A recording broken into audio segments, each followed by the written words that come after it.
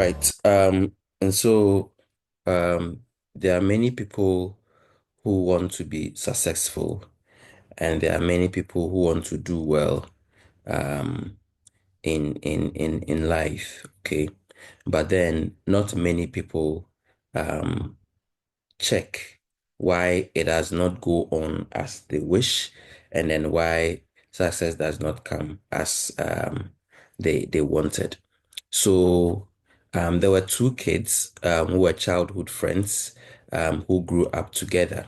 Okay, they grew up together, and then one became very successful, and the other was not so successful as he had envisaged. And so one day he decided to visit his friend who was very successful to ask him, the way or the method through which he became successful. And so his friend invited him over to his house and had a chat with him. And then after, his friend, the successful one, suggested, let's go to your house and let me show you the difference why I am successful and you are not. So they came to the poor man's house, and then the friend called out his kids, okay, the poor man's kids, and then he said unto them, why don't you send this cow up on your roof? Send the cow up on your roof. Okay. And then the sons, the children of the poor man said, no, no, no, no, no, no, no, no.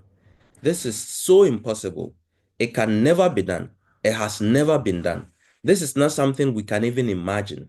And they outrightly rejected that suggestion, outrightly rejected it. And then, the rich man also said to the poor man said to the rich, my friend, if this is how, one becomes successful, then I'm sorry, I give up. I give up.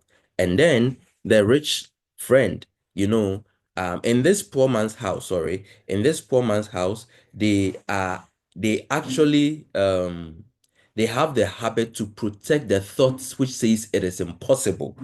They keep the thought of impossibility, and they fight against the thought that something is possible.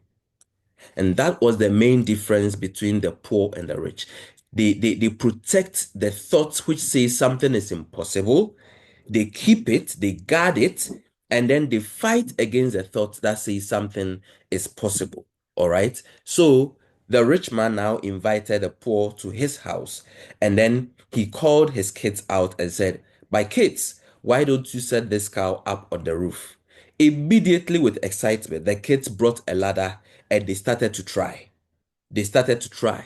They tried one method, it was not working. They tried another method by using a different type of ladder to try to raise the cow up upon the roof. And then their father came in and said, my children, don't worry, that's enough. That's enough. It's okay. And then the rich now asked the poor, do you now see the difference between my house and your house?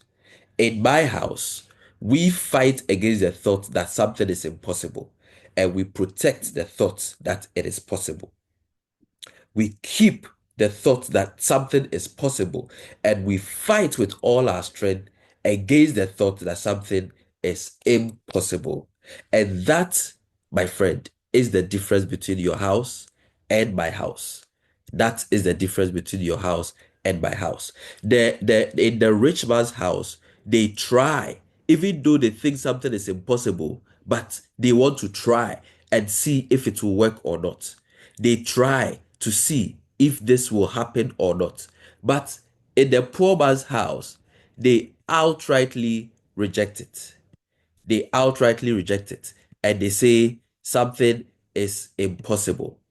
They don't even want to try.